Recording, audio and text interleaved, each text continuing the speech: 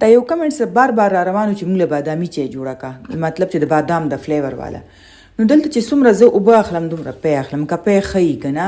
لکه ما یو نیمه پیاله پی وایسو، یو نیمه پیاله مې اوبه وایسې، هغې کې ما یو غټه چمچه د چای پتې واچوئ. او چینی خو تاسو خپلې مرضۍ سره کمه زیاته باچوئ، یا ستاسو مرضي ده. مونږ لږه پیکه چای څکو، نو بس بیا به دا خوټ کوو. او د چایو کې چې کم ډېر کمال دی د خوټ کولو دی، چې څومره زیاته دا چای وخوټ کېږي دومره به دا مزېداره وي که نه. او زه یې سره بار بار منځ کې داسې شیک کوم لکه داسې دا تاسو ته چې ښکاري دا من سره لګیا یم، نو دې سره هم چای ډېره ټینګه شي. او چې چای لږه دغه شي، لکه دا ما اوس 3 پیالې اوبه اخیستې، او دې نه به 2 پیالې چای جوړه شي، یا یو پیاله به پکې اوچه شي. بیا چې کله دا چای مکمل طور باندې پخه شي، نو دا به مونږ چاڼ کړو.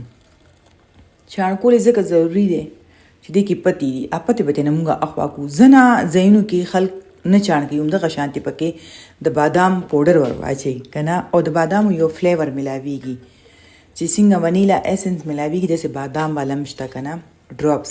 تاسو چې پکې 2 څاڅکي واچوئ، نو د دې خوند به د بادامو په شان دي. خو خیر مونږ اوریجنل طریقه کو، دې کې ما یو نیمه چمچ د بادام پوډر واچول. یو پیالې دپاره یو چمچ کافي که نه، او نیمه چمچ هم تاسو ورچولی شئ. خو چې لکه ذائقه څومره زیاته غواړي، بادام عام ټکوئ کني، بازار نه پوډر وړئ. او دې ځای کې مې پکې هغه هم داسې نه چې بس یو ځل مې یو جوش مې ورکو، نه لږ مې پکې یو ساعت مې پکې وخوټ کول. چا وخوټ کېږي، نو دلته دا د بادامي چای شوه تیاره. دې دپاسه به اوس مونږ بادام چې کوم مات شوی کټ شوی پروت دي، دا سره اپې نری نری واچوئ. چای ټینګه او کوبوي اس تاسو خپله دغه ده برابري ده چې څنګه تاسو جوړوئ. نو بس د پاسه مې بادام پوډر ور واچوي، چې کوم بادام پوډر مونږ استعمال کړي ضایع نه شو، چای پتو کې نه دي، دې کې دن نه دي.